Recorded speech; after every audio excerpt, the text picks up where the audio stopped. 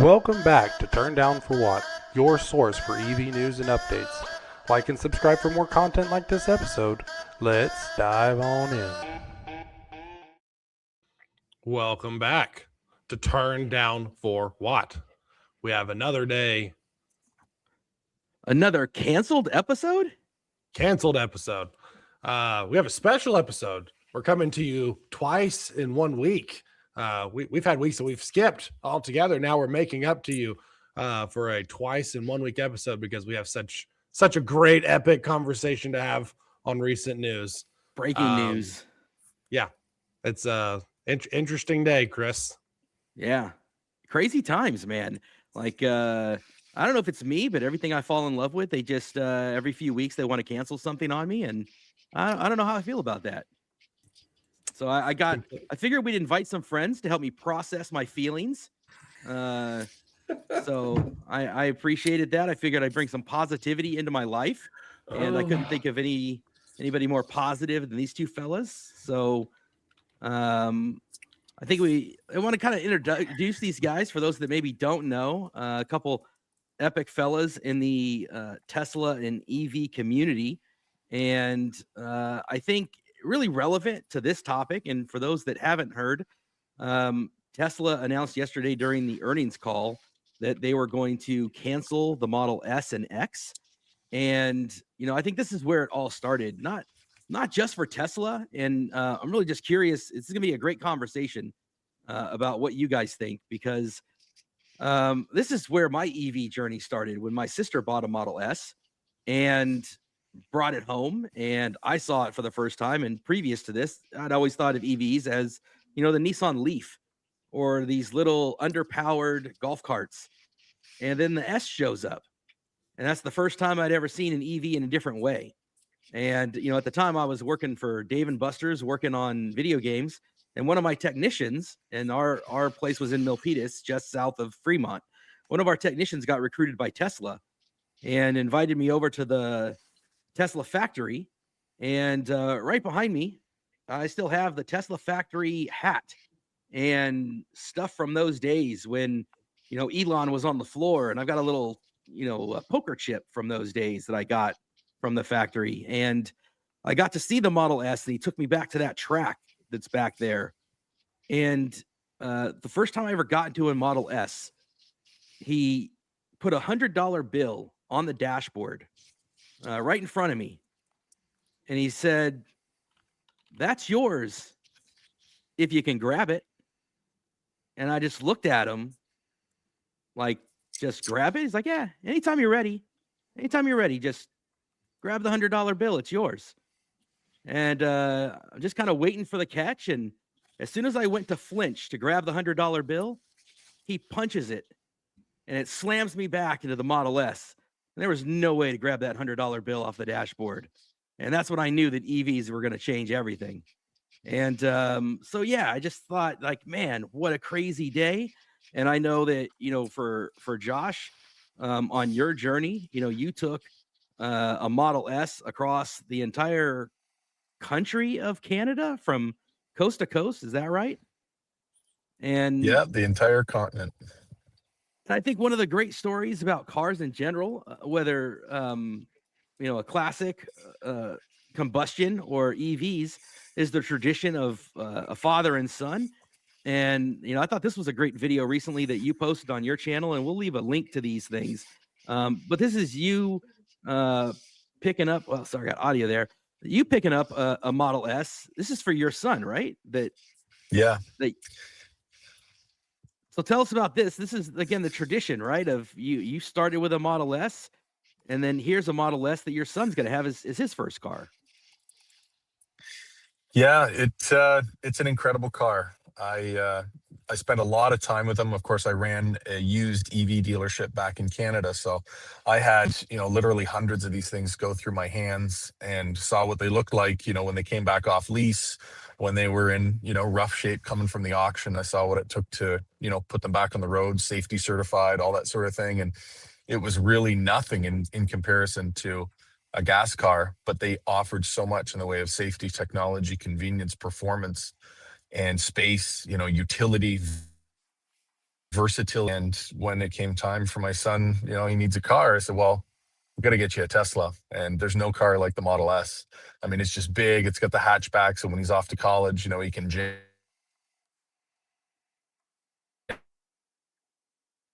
I think we lost Josh. He's driving on his way to Austin, but that'll be a good time to pivot, as is their tradition. So, kind of moving over to Justin, bearded Tesla guy, right? I think the two of you guys, of course, what is with me like not turning my audio off? You guys then talking about as the future that Tesla's looking forward to, you guys, of course, then took their, Tesla's take on this is the take of FSD and automation, and this is the future. And so, of course, you guys then have done a couple of these types of trips. I mean, you famously took your Cybertruck from the tip of the United States to the tip of North America up to the Arctic Circle. And from that legendary trip to your most recent one, which is taking an FSD trip across the United States, as compared to Josh's trip across Canada. So, I mean, talk about this one, the two of you guys together. How did you guys connect and imagine doing this? And then we'll then talk about, what we think about this whole thing. Yeah, I don't know if you guys can hear me. Yep. Let me see if audio just dumped again. But are we good? You can hear me all right? Yeah, we hear you. Okay, cool. So yeah, there's been this dream of, or this talk of, FSD will be able to go coast to coast for so long, and that's kind of been an aspirational goal for a lot of people. And when version 13 came out, it was really, really good. And once we started to mature through the point versions, when we got there towards the end, I was so confident in its capabilities of doing that, I wanted to do it. So I reached out to Josh, who is also a major road tripper, as a to see if he was interested in being a co-pilot, because this to be safe, there needs to be two people to do this. So we went over to San Diego and we attempted the trip. Unfortunately, it didn't go without incident, but version 14 came out shortly after, and schedules just aligned for January, right after CES. So that's when we decided to give it a second shot. So what do we, I guess, think about this, guys? Like, this is the big question, right? Like, who wants to start off with, like, who was listening to the earnings call? What was, what's the reactions that we have? Who wants to kick us off with the conversation? Well, until Josh gets back to share his affinity for Model S, it is a sad day, right? This is where it all started. But poetically, actually, Josh, he was able to get to Model S owner number one, and he wants to buy the last Model S. So kind of, bringing the whole thing full circle. The Model S, Model X, they're not just another EV. They really defined electrification. They defined this entire space that we know today. Nothing was viable until Model S, and then later Model X. And then certainly Model 3 and Y have had a huge impact thereafter, but none of that would have been possible without Model S coming first. And it's certainly sad to see it go. This is a point where we're going to bean counters at this stage, right? We're looking just on spreadsheets. This doesn't make sense to sell. 2.8 or something percent of total volume. I'm sure there's a lot of upkeep involved with that, with the production lines. So, if you're an accountant, you look and you say, if we cancel that, we can be more profitable. If we cancel that, we can focus assets somewhere else. And that's unfortunately the decision that was made here, whether you like it or not. Josh, are you able to kind of give us your impressions on, like, did you have any idea this was coming? I mean, did you have any sense when we know they combine the sales on these, and did you, like, what was your take? Did you find out from Sawyer? Were you listening in? Okay, so I had a gut feeling something was going to happen with Model X based on the very light refresh, but they did, do quite a bit more with the Model S. And probably part of me is jaded because I love the car so much, the Model S, that I, blocked out any thoughts that they might drop the car.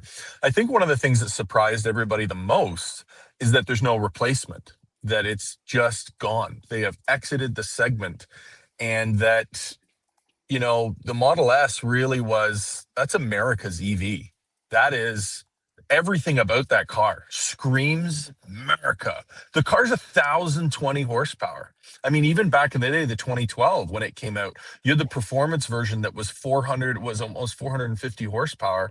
And that thing would just roast the tires. And like you said, with the $100 bill, like just suck you back into the seat. I mean, that is America. Big, powerful, safe. And the fact that they did it with that kind of technology, with what they had available back in 2012, is incredible. But as far as a warning shot, I don't think we saw a warning shot, especially for Model S.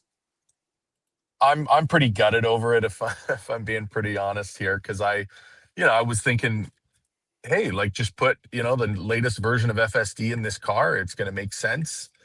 But they really, I think, fundamentally wanted to send a huge signal to the automotive industry that there's a huge change happening.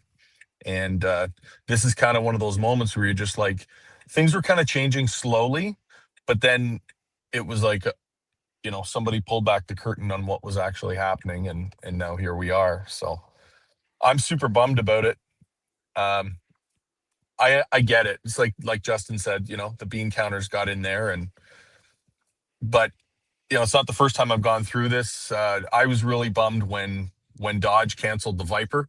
They canceled it, brought it back, and then the final version, I think it was 2017 or whatever, then they finally chopped it. And again, that was America's, hypercar and exotic. And it's just kind of sad to see these cars that evoke so much emotion. And I think one of the things I love most about the Model S, particularly when they brought the Plaid out. I mean, I ordered one. I was actually a Plaid Plus order that got flipped to a regular Plaid because that's another vehicle they decided not to make. And so that was kind of a little early foreshadowing to where they were going. But I think that the car was so just revolutionary in a lot of ways. So if you remember, Dodge brought out the Hellcat. That turned the auto industry kind of upside down, because now you could buy a car under 100 grand with 700 horsepower. Well, Plaid took that even further. And I said this in the past, that Elon, he loves to democratize really unattainable things for the masses. Things like satellite internet. That was really something only for the military or the ultra wealthy, even just to have a satellite phone. And now everybody can go out for a couple $100 and grab a Starlink. And he did the same thing with hypercar performance. Really, if you wanted 1,000 horsepower car that could do 0 to 60 in a couple of seconds, you'd just spend $1 million+ and get yourself a Bugatti. But then Plaid comes along and it's like, hey, you can road trip this thing, throw a bed in the back. I've taken it off road. I've driven it across the continent multiple times. I've taken it into the most extreme conditions you could take a car. And it's just performed like again and again. And oh, by the way, when they tested the Model S, they friggin' broke the testing machine because it's just so safe. They couldn't crush it. It's just an unbelievable vehicle. It won every award that you could win in 2012. It was Motor Trend Car of the Year when it launched in 2012. And the accolades that thing has, I doubt we will ever see that again in automotive. So it's an iconic car, and I really strongly believe that history will smile very brightly on the Model S. The car was iconic really since 2012 all the way to 26, and now the icon has become a legend.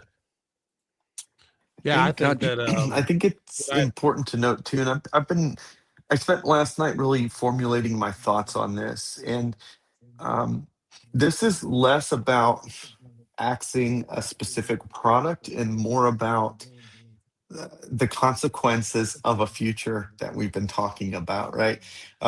In reality, at its core, nobody should really be surprised, right?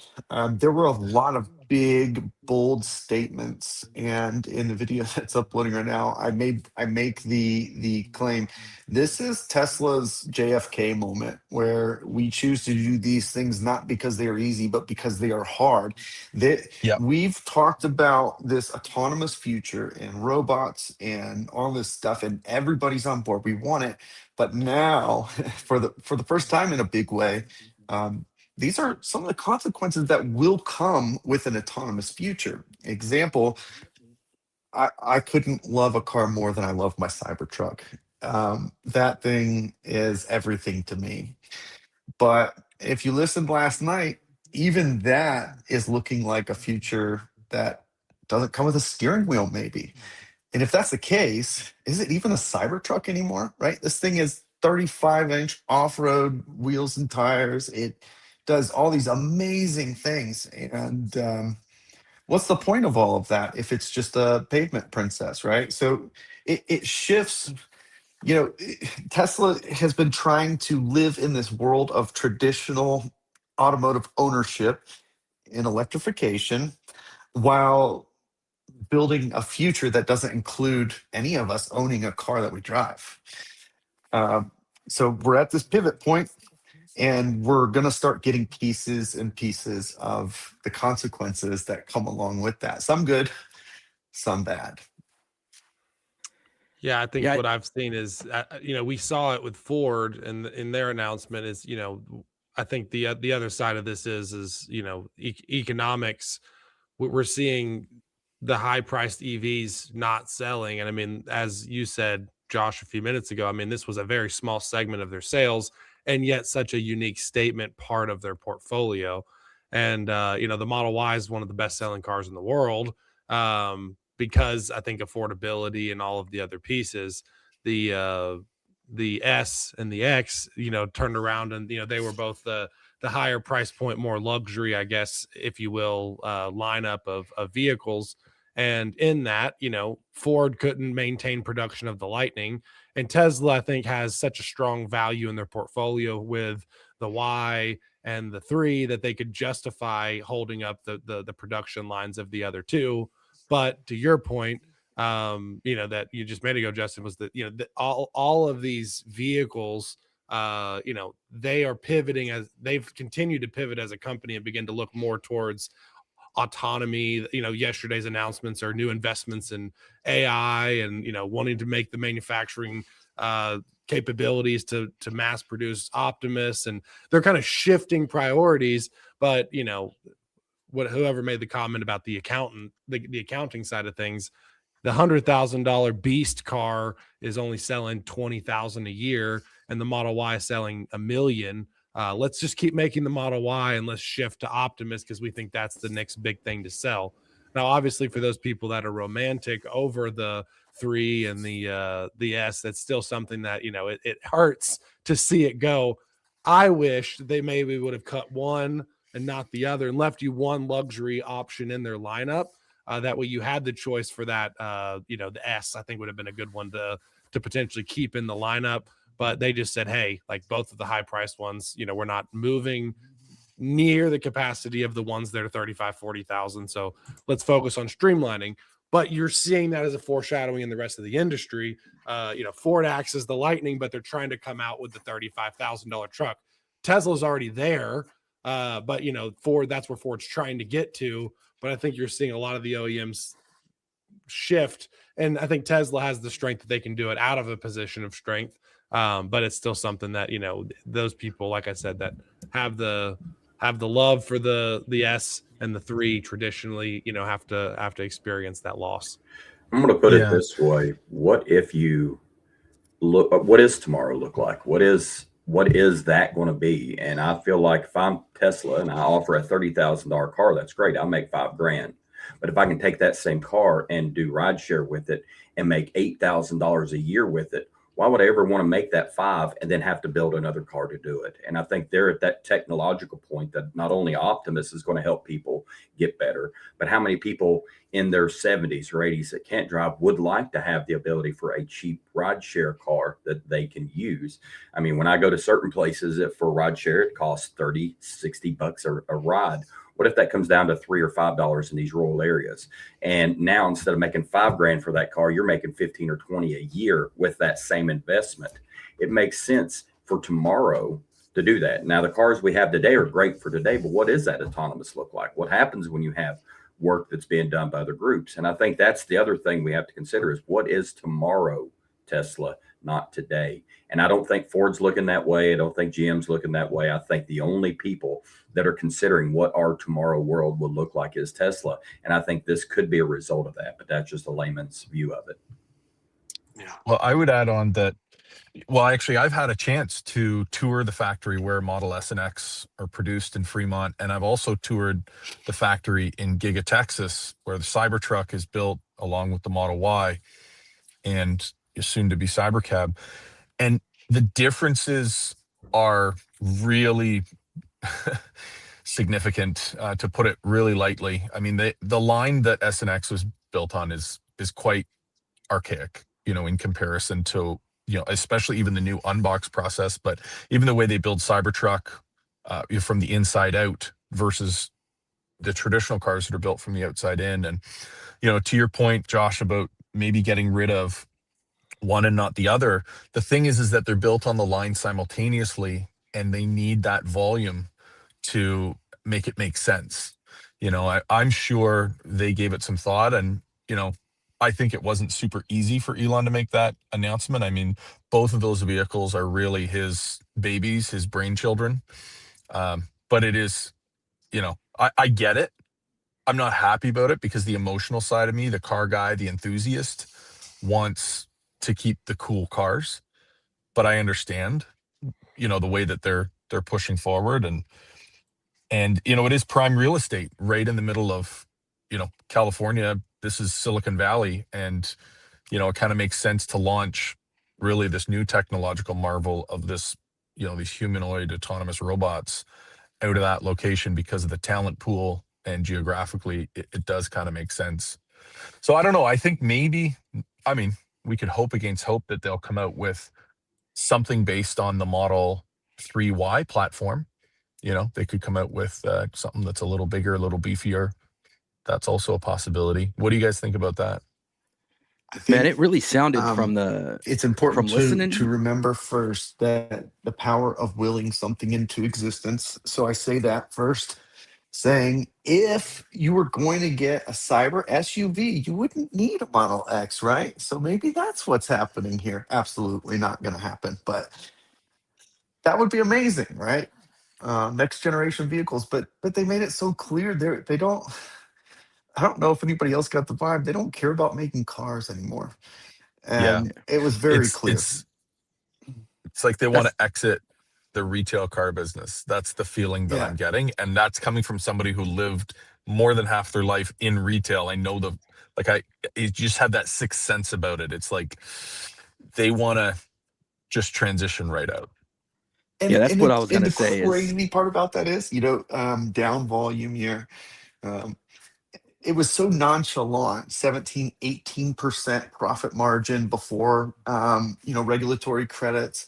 Like these are, Mary Barra is dreaming of margins like this, right? Like that's not a jab, but these are just stupid good margins, especially in this market. And, it's funny because that's just a good baseline to remind yourself how big this next step is. It's so big that having the best margins in this category outside of Ferrari and the like, that's not interesting, right? yeah, I mean it struck me that exactly what you're saying. They just have their eyes set on autonomy and robotics, and I think it's a bold bet, man. It is they were talking about 90+% is going to be autonomous driving, and 80 to 90% of that is single to double occupancy in the vehicles. And they're looking at it at such a huge scale. And that is honestly, that's so far away. That's so far away, guys. And it's, you're talking about the number of people that can afford a vehicle at that price point, much less the price of FSD and the monthly subscription. I mean, to be able to build these things and get those things and have them on the road and have charging infrastructure, they're so far ahead in their vision of where that reality is. And I'm curious how that's going to work. 3 and Y are great and amazing vehicles, but they're not class leading in a lot of the technology. So it's just a bold, interesting strategy. I'm just curious. They've really kind of given up on the low cost market. They've given it to BYD. BYD is the biggest electric vehicle seller in the world. And it's primarily because Tesla doesn't compete in the low cost segment. They don't bother with the $15,000, $20,000, $25,000 electric vehicle segment. That's where BYD is churning out the numbers. They don't bother competing in the plug-in hybrid vehicle segment. They don't bother there. They're all in on autonomy.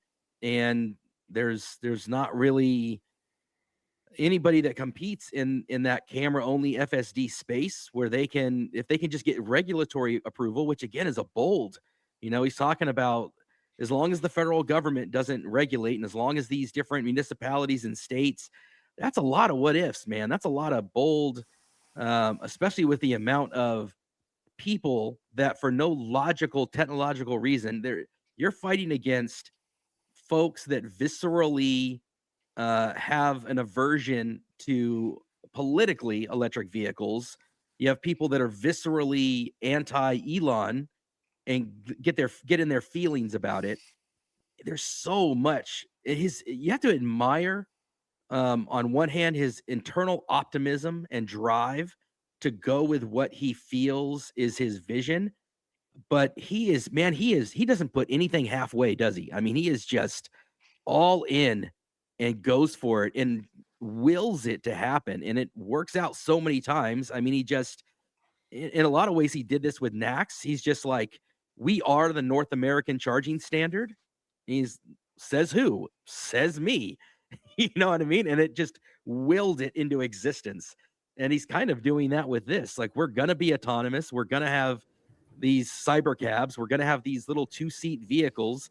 He's just going to will this into existence. And I'm just the reality curious. is he has the money and the power and the influence to do whatever he wants to do, and he carries the biggest bulge, and so he pushes the industry forward in that regard, and he's kind of led, I think, the space so far in a lot of these different technologies, but he is going very aggressive into the next iteration of AI, into the Optimus robot, into autonomous driving. And everybody sees it. Like, I've driven, and all of us have driven in full self-driving. We go, that's an amazing technology.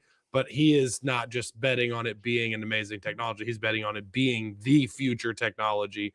And, going and saying we're going to make an Optimus line that's going to make 1 million robots a year, he's betting on that being the next iteration of technology for the future. That is the next Model S that dropped in 2012. That is the next thing. He's the first one to do it in the United States, and that's going to be what I think is thinking is going to be the next major technology that's going to integrate into the United States society. But that's one of those things that it's a heavy push and a bet, I guess, on his end. But I think that he knows that the money that he's putting into these things would likely cause it to launch. But we're seeing the successes of the successes and concerns, I guess, coming around the Waymo and Cybercab conversation and how all that autonomous driving debates are going on. But that technology is so rapidly improving that's where they're, like we've talked about, they're pushing the next iteration to maybe not have a steering wheel. It's just going to be all autonomous, and that is where he sees, I think, the roads being in 10 years.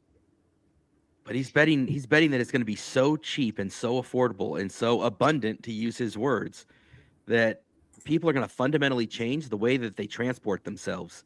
That Josh is not just going to wake up, decide to jump into his car and go to Austin, that he's going to get into an app and robotaxi himself to Austin. And that's going to make more sense than a car payment and insurance and maintenance. Or that maybe he buys his own, and that he uses it for his own needs sometimes and puts it out there to work at other times. And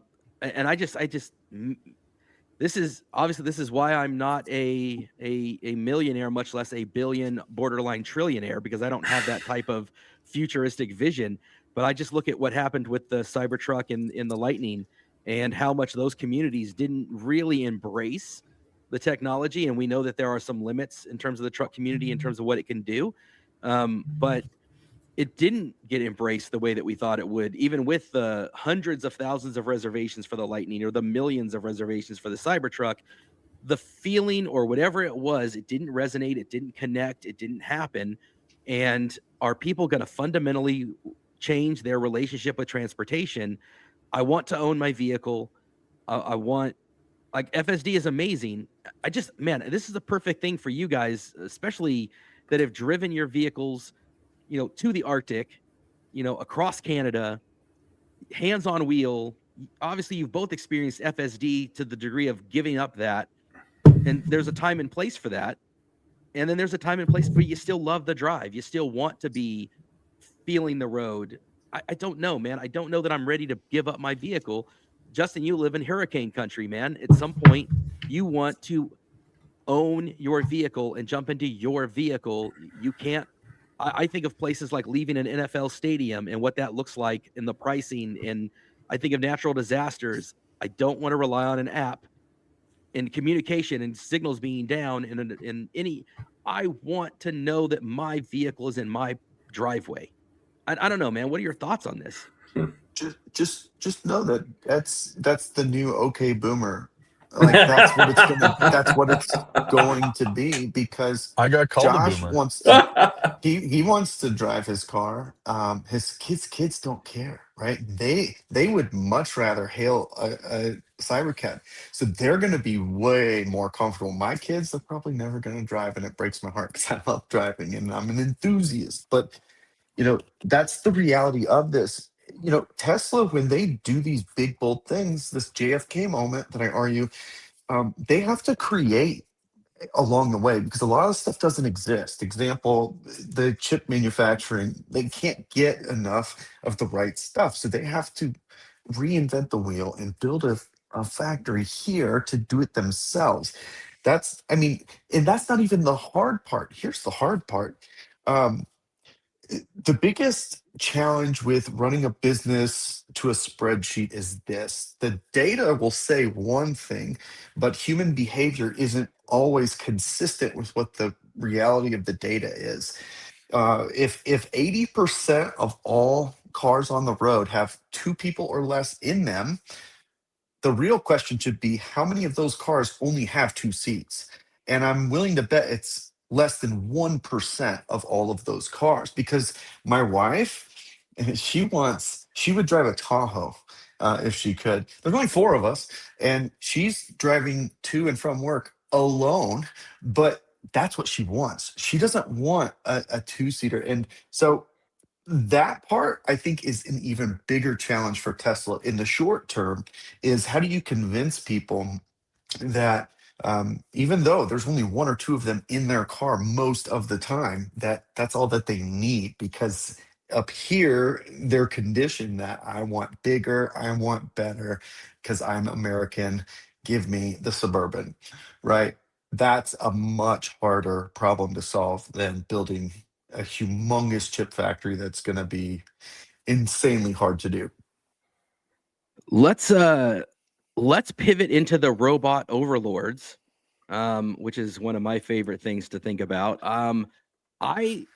I embrace our robot overlords. I have a robot vacuum that scurries about the house. Awesome. Awesome. I'm with you. I'm with you, brother. I'm a little bit more festive, but I am a fan, right? I don't remember. have anything. I'm gonna send you one, Josh. I've got extras actually, dude. I just I'm have a Darth such. Vader. I've got. I still have like a Star Wars nerd. I still have new in box. I still have right. And yeah, man, I'm gonna set him right here to check us out. I'm gonna speak well of check. Yes, dude, look at you. Right here we are. So Everybody showing off their merch. Let's keep going. right. I'm all in, man. When this thing goes for sale, like I'm there. I'm putting down payments, right? I'm putting my reservation. I love that this thing's going to be made down the street, and I have right now, just waiting for the right time of year. I have a robot lawnmower ready to go, man. I can't wait to set this thing up and see how it does across my lawns. I'm talking, man, dude, I'm in. All 3 square inches. It's going to be epic, All man.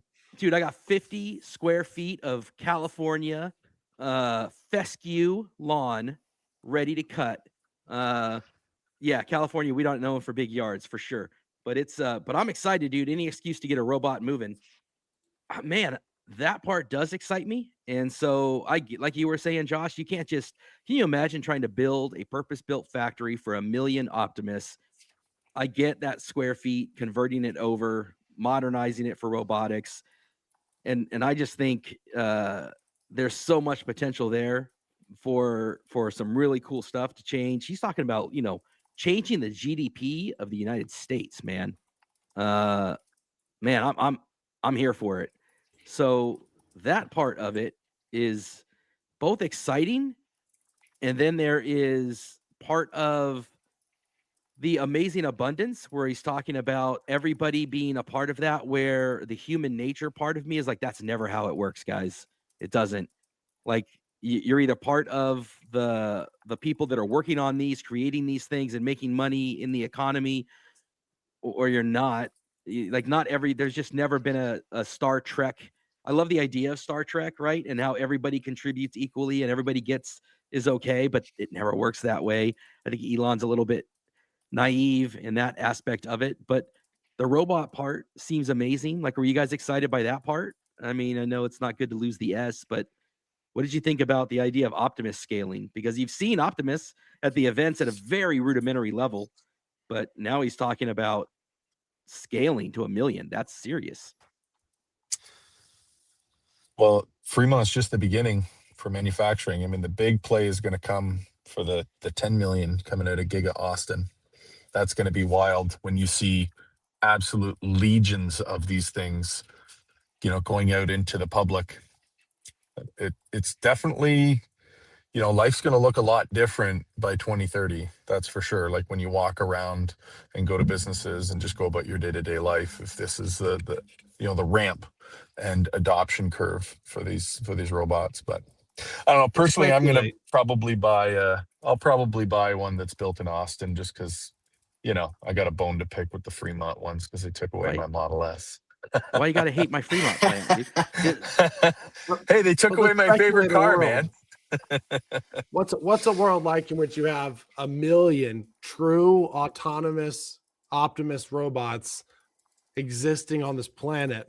Like they can do things from the mundane job to housework, and that's so dynamically different than anything that we've experienced today. But the reality is, in 10 years, we can see millions of these things in public and in private locations, and that's such an alternative reality, I think, to where we exist today. That's just like, it's such a unique thing to think about, is like, this technology's here. They've flashed it. They had the party. They showed them dancing and serving drinks and cracking jokes with, the human background. But like, what about a world in which you go out to McDonald's and the tray is handed to you with your cheeseburger on it by a robot? And it's like, that's where we could be in 10 years. And I don't think people necessarily sync with how crazy that actually is. It's going to be less than 10 years. Here's what I think. I think it'll be novel in the beginning, and then it'll be people will get to a point where they're kind of bummed that they go to a place and there isn't any Optimus and there's inconsistencies and things like that, and businesses human that don't error. adopt it will kind of get smoked. Yeah. I don't know. I think it's going to be like iPhone. Like if you watch a movie, from the early 90s, nobody's on the phone, all the social settings, everybody's just talking, and maybe they have a pager. And now everybody's got a phone, a tablet, and we're all like this, So it's just different in society, and we don't think anything of it nowadays, with the phones and whatnot. So I think it's just going to be like that with Optimus. Name one movie it worked out good, though. I mean, Return of the Never. Clones, iRobot. I mean, none of them, and that kind of brings one of my favorite But quotes. those sell tickets. You will sell tickets to watch it when it happens. If Terminator was like, yeah, everything worked out, and you're like, okay, I'm not gonna watch it. Yep. But we got 7 million jobs that's not filled and probably won't be filled in the United States right now. What if that production could be used by these tools? And when you look at the iRobot movie, it's so very close. I actually watched it recently, so it's kind of cool to see that happen in a way. But in that book, the writer says that the saddest aspect of life right now is science gathers knowledge faster than society gathers wisdom. And I think that's also one of the parts. What are we going to do at the time that we have? If we're given this extra amount of time to do anything, we're probably going to sit on our phones and end up like the Axiom in Wall-E. We're going to have little stubby legs. We're going to have our chairs that float, and that's what we end up with. We're not going to go out with a chisel and learn how to create something. We're going to sit there and watch that and play Battlefield or something like that. So that's the part that it's great until you have a bunch of lazy folks that don't want to do anything with that extra time they've got. And I'm one of them. If I have an extra 15 minutes, I sit down, okay, I'm going to watch, see what's going on in the world. So mankind gave us wisdom at our fingertips via the internet, and we've turned it into mindless, numb mind scrolling of social media, comparing ourselves to other people all day long. And I think that Optimus will probably lead to similar possible negatives as well. But it's a very good point. Yeah, I'm just fascinated by all of it. To be living in this sci-fi world where it is very much like iRobot, man, down to him talking about Grok being the conductor, the overall of Vicky. Yeah, it's really it's gonna have to be carefully watched, and it's gonna have to be carefully done. I really look, I'm not someone that hates on Elon for his way optimistic timelines. I find them endearing. I find them inspirational. I find that he's putting out there these goals that are, I think the moonshot comparison was great. And I think to have these types of visions and these goals and aspirations drives everybody towards something that invigorates the human spirit, towards something that we have far too little of in society today, which is really achievement and pushing the boundaries. And by doing that, you end up in a place where you never could have envisioned yourself otherwise. And I think we're way further away than he thinks. Just pragmatically, right? I just think that society is not known for fairness. Corporations are not known. Josh and Jesse know how I feel about corporations. And I work for one, man. I work for one of the biggest. And it's just, these guys are not known for doing what they're not forced to do. And so greed is gonna happen. And people are gonna not be better than they have to be, unfortunately. And I think there are going to be the haves and have-nots.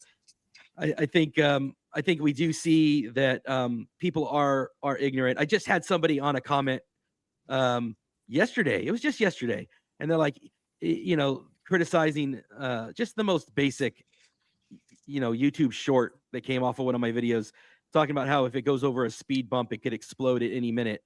And I'm just like, this is, you're so like, please, man, I'm not trying to give you a hard time, but you're just hearing crazy, right? You're like, spend some time, right? Come visit. I would the stuff that's out there, and it's prevalent. It's in the millions. You know what I mean?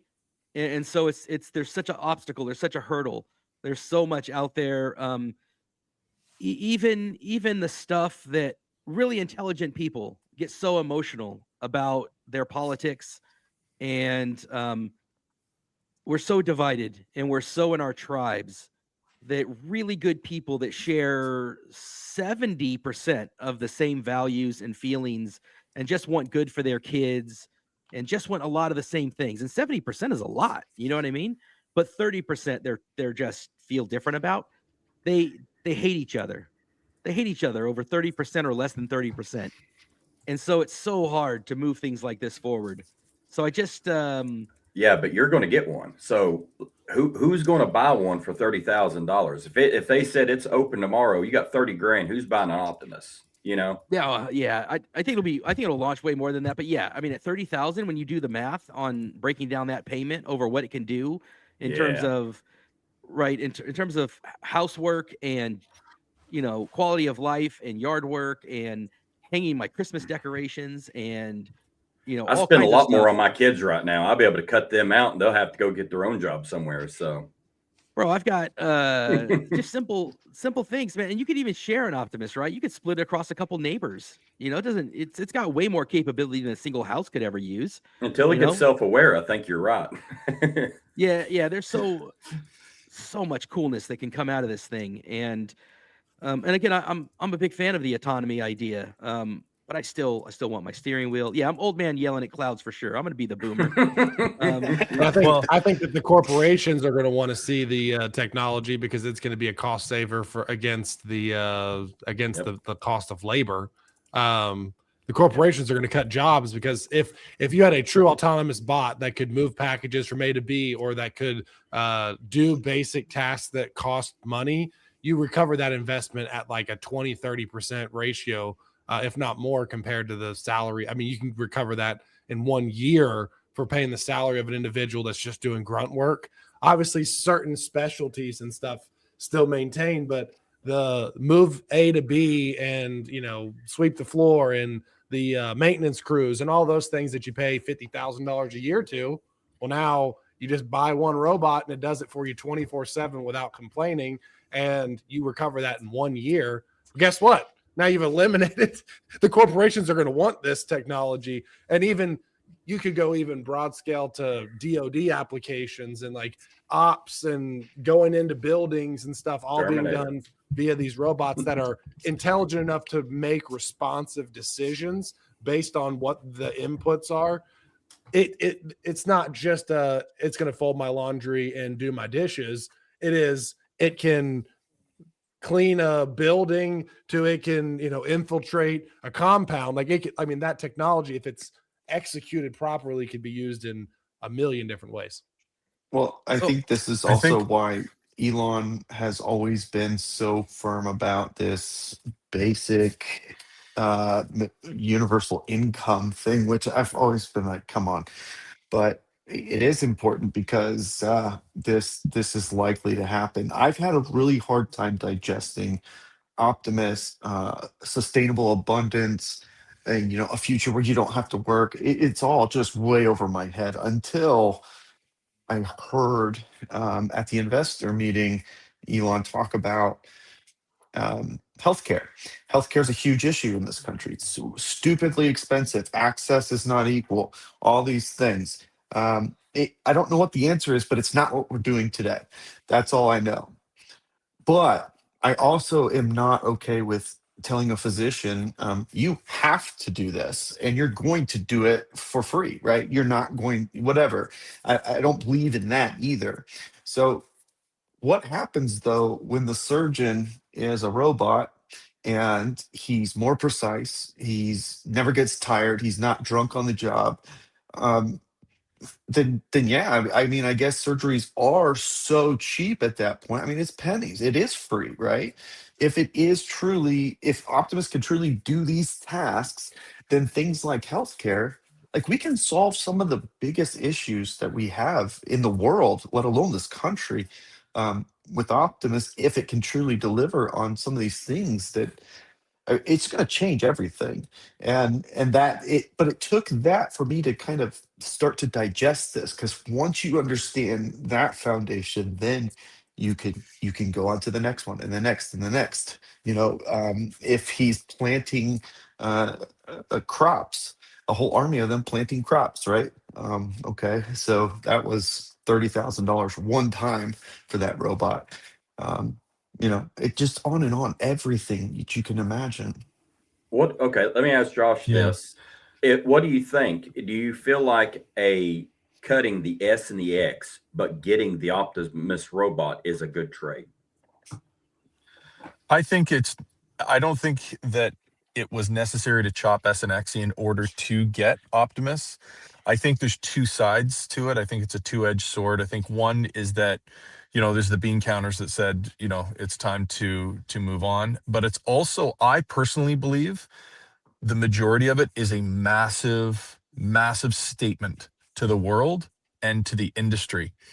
And I can only imagine what the other automakers are, the leadership at the other automakers are looking on at this massive, massive move. They don't know that. They don't know, sunsetting two models and exiting completely from segments. Legacy's never done that. There's always been something to replace something, some sort of alternative to fill the void. And here it's like, oh no, we're actually going to build robots. We're actually going to get rid of these two vehicles, and we're going to utilize that space to create something that's literally never been done before in the history of mankind. So it's, I believe, more than, just trading floor space and manufacturing square footage. I think it's more about a massive statement, and basically we're no longer dipping our toes into the autonomy pool. We're doing a cannonball right into the deep end. And this is it. This will go down as the watershed moment. I really firmly believe it. And humanity won't be the same. I'm not saying it's going to be worse or anything. I'm sure it's going to be fantastic, but we'll look back at this moment that it was like, oh yeah, that was it. That was the turnkey pivotal moment when we went from, traditional car ownership and that sort of thing to this new autonomous rideshare humanoid robot world. One of the things I will say though that I am super happy about is that we have companies like this in America building out this technology. How much would it suck if we were just like, yeah, let's just build another high-powered sedan and then watch all of this tech come to fruition overseas and not have any input in it? I think that would be a much worse turn of events than seeing one of the greatest thought leaders of our time building this stuff out on American soil and using American brains, jobs, skills, talent, and the real estate to make it all happen. So that's one huge silver lining to the whole thing.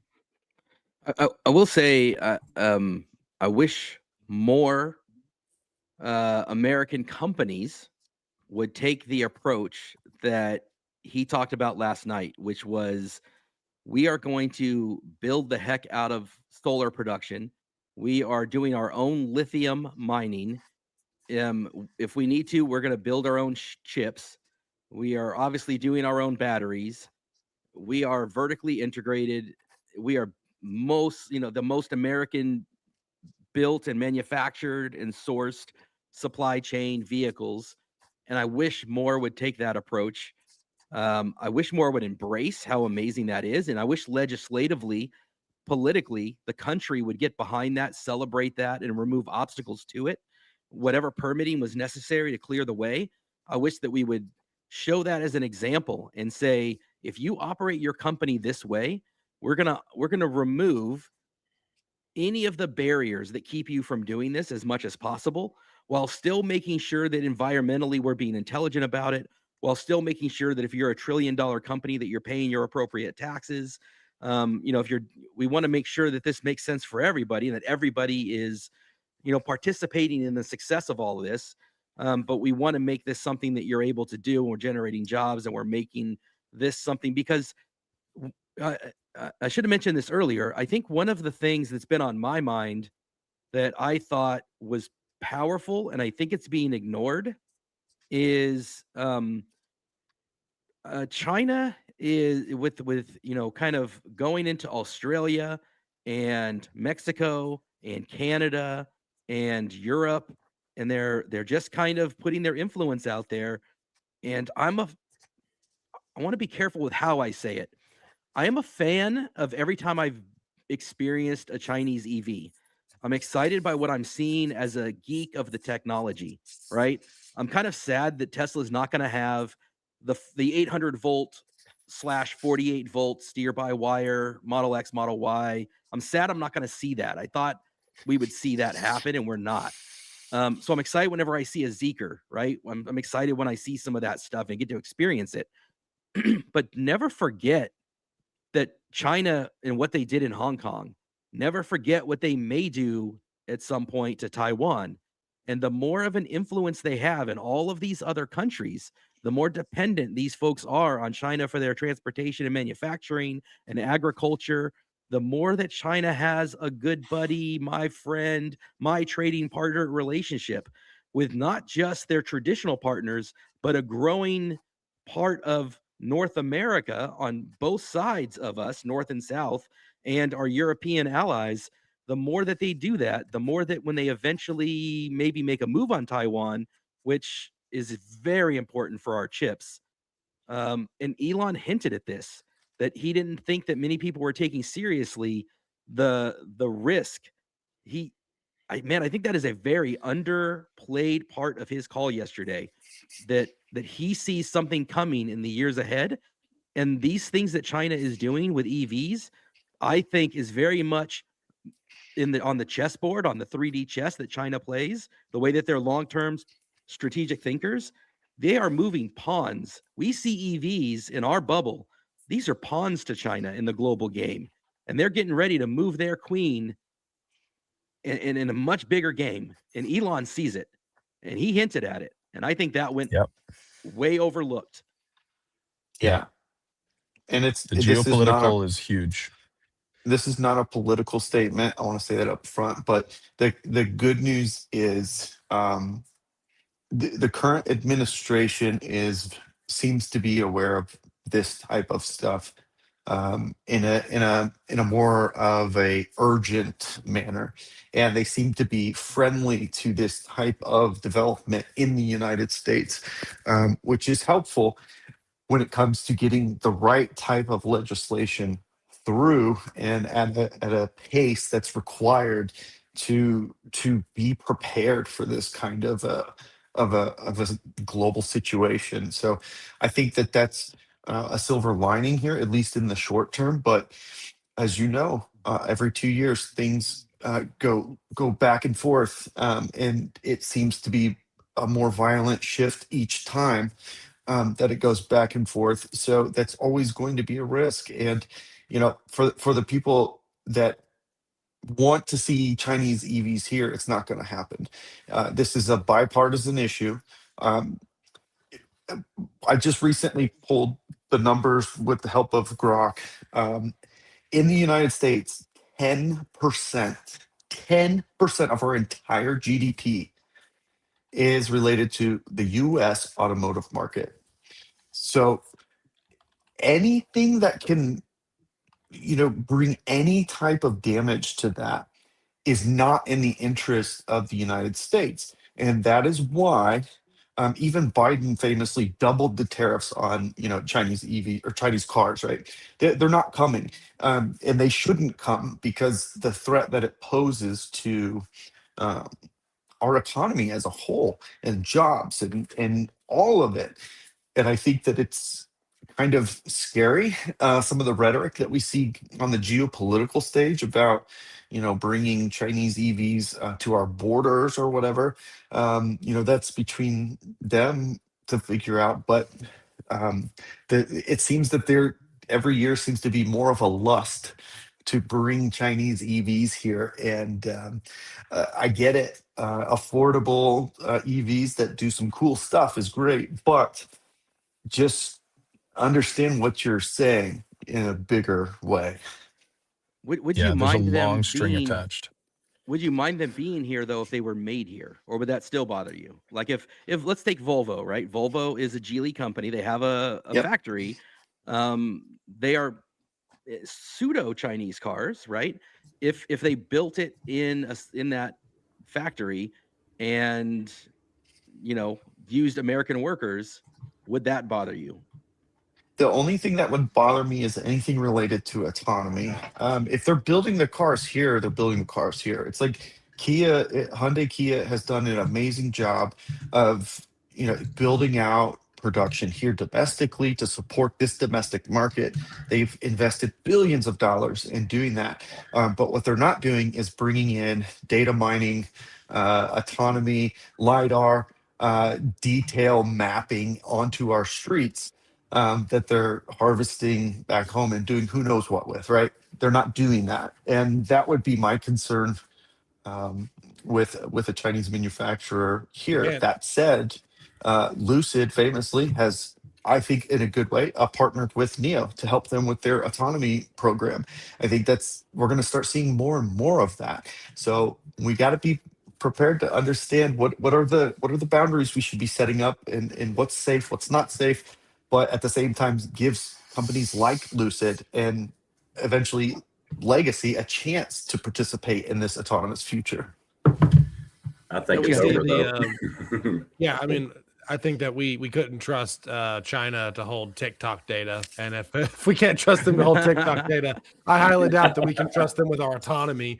But the reality is, I mean, that's a future, that's a possibility, and I think that the point that Josh made earlier is, I mean, we're at this pivotal moment, this kind of statement piece. It's going to be very similar to the Industrial Revolution, where the entire world is evolving with manufacturing and technology improvements. And we are on the cusp of such I would call it the intelligence revolution of like the world is going to rapidly change. And if a country, if a people group don't choose to jump on that train, they're going to fall behind and lag like we've seen in other parts of the world where they haven't even today caught up to that those changes. And so I think that the leaders today are going to make the future. And, I think that Tesla being a part of this is huge, but also we need to see the rest of the US jump on this train because Tesla's really the only one pioneering and championing it. Everybody else is too scared of the political ramifications, of the geopolitics, of the region, when there's a global game of chess being played. And to the point that was made, the pawn is being moved around with EVs and the pawn is being moved around with AI. And Elon's looking at it, but the rest of the world's like, we're going to get to it, or maybe that's tomorrow's thing. And it's here today. And if you don't focus on it today, we're going to lose this battle. And it could be the second Cold War, if you will, because if they do AI well and they do autonomy well, that is such an intelligence asset to a country and to a people that the rest of the world will falter. And AI can be a very, very dangerous tool. The more sophisticated it gets, becomes the cybersecurity and everything else that the systems are capable of. And so if we don't adapt today, we don't put massive infrastructure changes on today, looking at generation of energy, AI advancements, the other countries will do it. We will fall behind and we will leave ourselves exposed to the larger game of international chess that continues to play out every day with this intelligence revolution that we're in today. Do keep in mind a couple of things here. Number one is, maybe this is naive of me to say, but the one thing that's special about America is Americans. And at the end of the day, through thick and thin, through adversity, we always, for the last 250 years, have had somebody that has come out and has taken the bull by the horn, so to speak. And that has continued to be the case. And it's not just Elon, but I believe that spirit lives in most of us still today, and that will help guide us, hopefully, in the uncertain future. The other thing is, The biggest issue here is China is much better at driving industry to do what it wants than we are. They subsidize the heck out of this industry to try to force it to be a world leader. And over here, we spend so much time, with the political infighting and all of that. It's very hard to incentivize Ford to want to do even more of this. I love Jim Farley. I think he's my favorite legacy CEO, unquestionably. He had such a forward-thinking view on EVs and the future of Ford Motor Company, and they went all in. They spent billions doing this, but the shareholders at the end of the day cried uncle and said, "No more. I don't want this anymore. I want money now, not tomorrow." And unfortunately, they're at the will of the shareholders, not the will of the nation, and that's not always aligned, unfortunately. So how do we incentivize Ford to want to do this? We have to find new creative ways to incentivize these huge pillars of industry that have helped define who we are as a country to see the light. It's Yeah, I called think, the Inflation Reduction Act, and it's no more, unfortunately. my petty bitterness has come to the conclusion that Ford is a copycat, fear-driven company. So the way to incentivize them is to make them afraid. Like I There's think a hot take. Mhm. yeah, Jim I Farley's think- still a mean girl, and Yes. you're a petty company. Tell me what you really think, Chris. and I think in Legacy Auto and they and GM both, right? And I think, and here's why I say this is I think that when Tesla rolled out the Cybertruck and then had 1 million plus reservations, it got their attention. And they said, we've been dabbling with this. We dipped our toe in with Rivian. They were early on with Rivian in their development.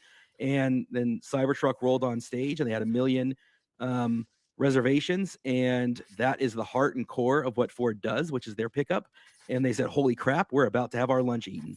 They're about to take a huge segment of what we make our money on. We better get on this right now, fellas. Where are we at? And they got their F-150 out first, and they were like, we need to dominate this. And then they got 300,000 reservations, and they're like, fellas, we have a capacity for 15,000 trucks in year one, and we've got 300,000 reservations. Let's redo the line. Let's get 3 shifts. Let's spend a bunch of money on it. They got way out over their skis. They thought this was going to be a thing. It turned out not to be. And, then they started building battery factories, and they had this whole thing about Tennessee, and then GM got in line and they started copying each other, right? Yeah, you're going to build a factory. We're going to build a factory. You're going to have, what is that, LMR Rich? And then GM's like, we're going to have LMR Rich. Well, you're going to have Blue Cruise. Well, we're going to have Super Cruise. And they just all keep, FOMO, right? FOMO. But at the core, none of them are what Elon and RJ are, which are true believers, like committed to the cause. And so then suddenly, you know what I'm saying? So what they have to see is they have to see the fear of, if we don't do this, we're going to miss out. If we don't do this, we're going to lose what our business is. And I think Jim saw a little bit of that when he talked about Xiaomi in China. And I think that's what's inspiring them for the affordable EV. That's the current inspiration, right? Went to China, saw Xiaomi, saw the manufacturing, and has that fear. That's his fear now. He doesn't fear the Cybertruck. He doesn't fear the truck market. He fears the manufacturing of China. And so their current thing is, hey, we're going to manufacture cheap. We're going to make $30,000, $35,000 EVs. We're going to use LFP, and that's the market. And their autonomy vision is highway. Highway is where they think the market is. Elon's got a different vision. Elon thinks it's autonomy everywhere. Elon thinks, right, 2 totally different visions of where the market is. And the reality is, one of them in the next few years here is going to be really right, and the other is going to have to pivot. And it's going to be interesting to see where it goes, because Elon's putting his chips in there and saying, I don't think I need to make a $30,000, $25,000 EV. I think I'm all in on autonomy, and a bunch of people are going to pivot to autonomy, which right now, honestly, people can't afford. They can't afford $40,000 and $50,000 Model Y standards plus $99 a month. Thank you, Diana. Or Diane. Pivot. Exactly. We love the pivot theme here. We've used the pivot. Pivot. That's a reoccurring theme on the show. We love that. That is our favorite meme. So yeah, I think this is going to be interesting though. Does Ford pivot or does Tesla pivot? I'll be honest, Tesla is the most successful ever at this. I actually think Tesla's going to have to be the one to pivot this time. I think they're ahead of it. I think they're too far ahead. I think they are too soon on this. I don't think society's ready. What's that, Josh? Elon Musk's net worth is 6 times more valuable than Ford as a company and their whole entire lineup. And if I was to make an educated gander and a bet on who's probably the best position, it's the one that's worth 10 times more than Ford's company is in his own personal net worth. Elon could buy Ford and still have $500 billion left over and it not lose a day of sleep. And you might be right. Maybe Tesla's jumping their skis, but they're not going to do anything that's going to bankrupt the company.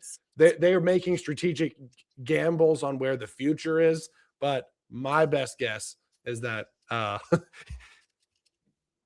full self-drive is 100 times better than Blue Cruise, no matter how you look at it. And the news this morning is Waymo hits a kid at a school district. You don't see that out of Cybertruck cab. Now, I'm not saying did it do that? I didn't see that at some point in time, but that's the news today is Waymo hitting somebody and Cybercab not. So you can have all the opinions you want to, but I have a feeling that Elon's sniffing the right tree, but we'll see. No, I think it's by far the best technology. Obviously, I just don't think that it's going to be exciting.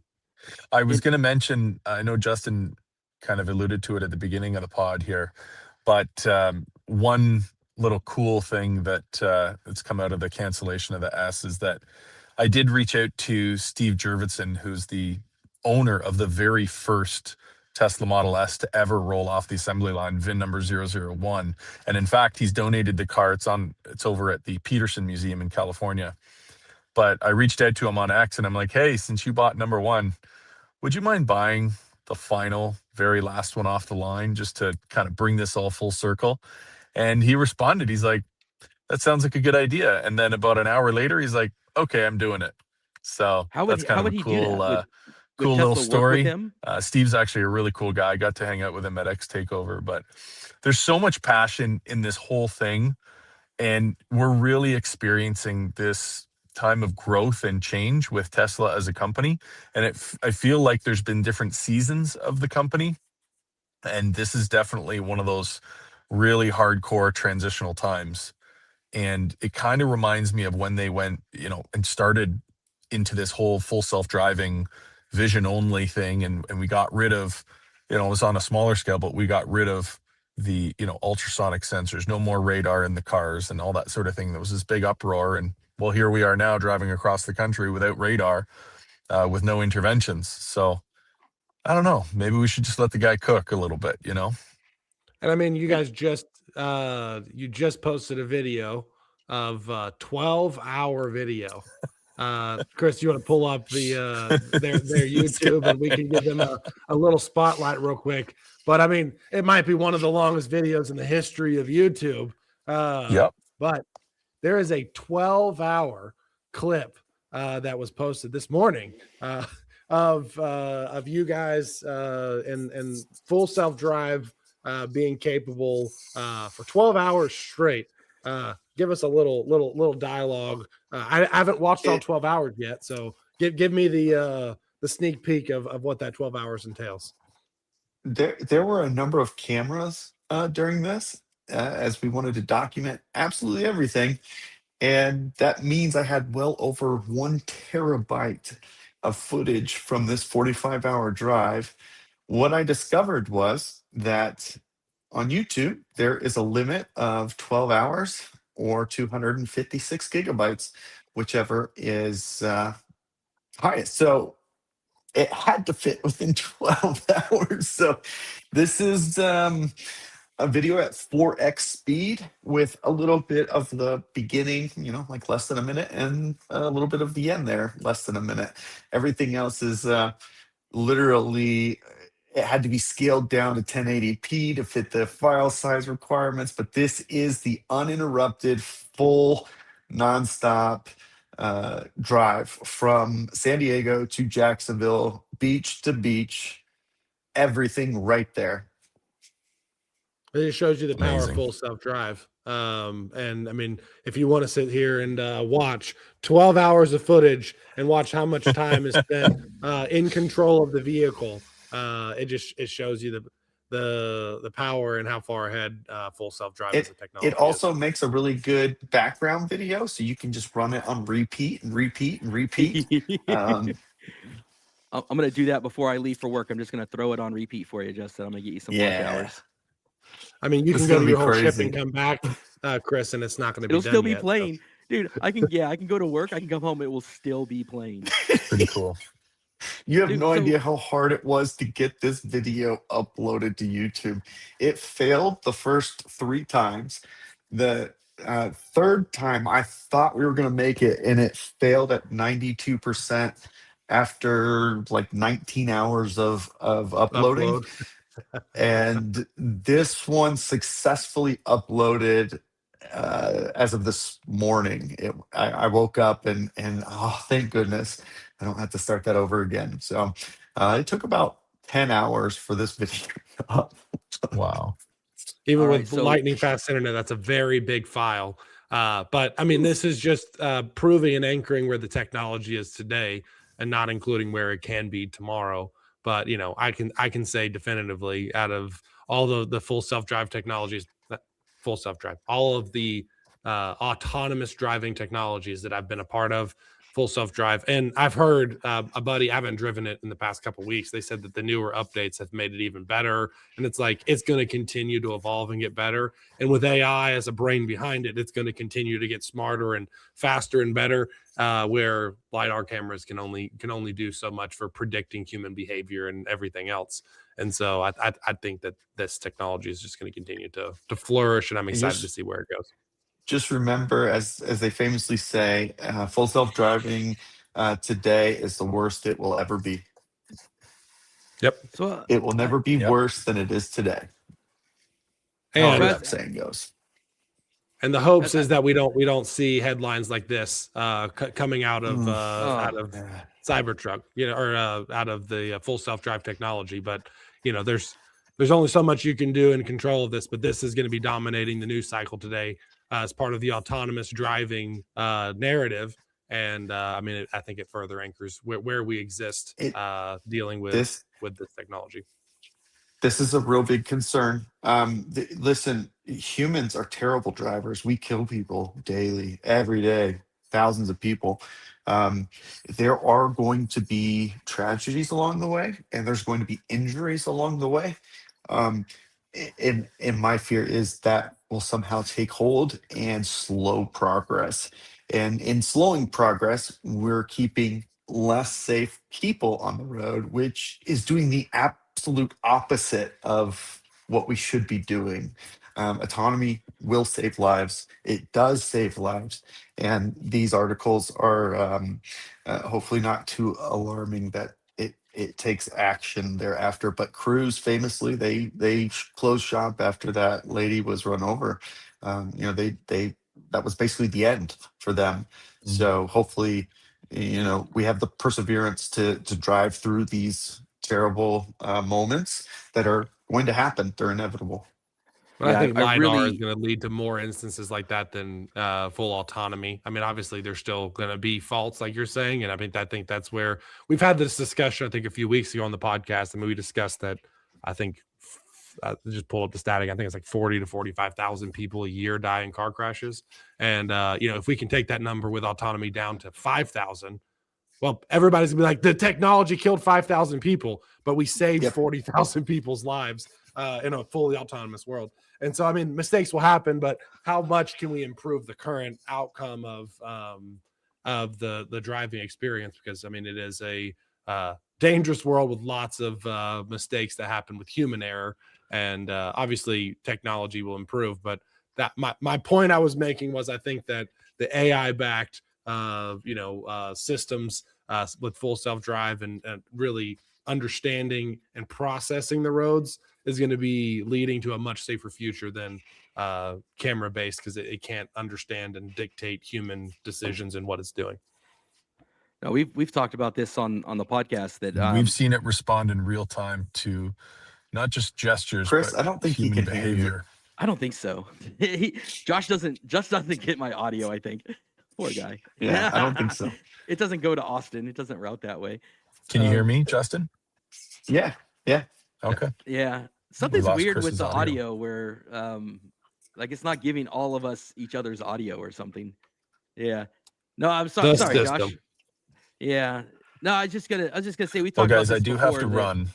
No, yeah. I really enjoyed the conversation here. I'm sorry to duck out early, but I've got another appointment I got to skedaddle to. So it was We awesome appreciate you, chatting man. with you guys. Anytime. Love to come back on it anytime. Absolutely. Yep. Great to All have right, you. boys. Josh, Have a good close one. us out, man. Yeah. I think Josh West is disappearing, but we are. I think we've gotten through the majority of the point. The S and the X are gone, but here comes autonomy, XAI, and Optimus, and it's an interesting moment. Obviously, comment, tell us your thoughts. We want to continue this dialogue. Interested to see everyone else's opinions on the matter, but we value having close relationships with huge Tesla fanatics that drive them every day, such as our friends and obviously, as I've alluded to, stay in tune with Bearded Tesla Guy. If you don't, my guess is if you follow us, you probably also follow Bearded Tesla Guy and Josh West. But if you don't, go follow both of them. Lots of great content, especially around all of the Tesla stuff. I mean, like I said, they just have a whole video series on going coast to coast with full self-drive in a Tesla. I mean, just great content,